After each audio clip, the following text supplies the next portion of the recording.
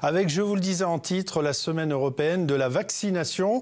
Des opérations de sensibilisation ont lieu dans tous les départements. Certains, comme le Loir-et-Cher, ont choisi d'organiser des journées de vaccination gratuites et sans rendez-vous.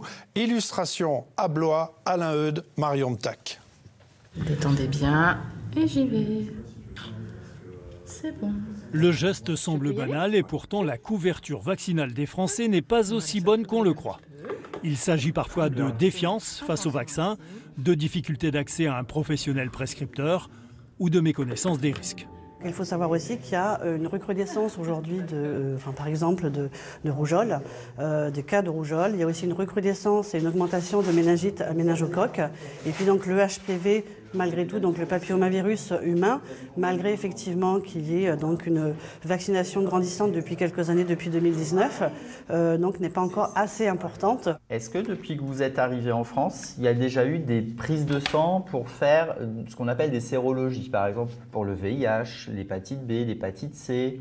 C'est vers les communautés d'origines étrangères que cette opération est tournée en priorité.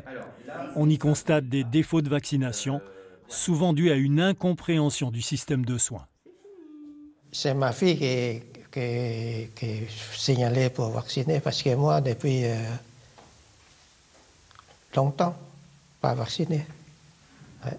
Ce sont des personnes qui n'ont pas forcément accès aux soins et de ce fait-là, il y a des pathologies qu'on ne rencontre pas spécialement ici en France et qu'on commence à rencontrer ici en France, donc comme par exemple les méningites. Cette semaine de sensibilisation reste donc essentielle.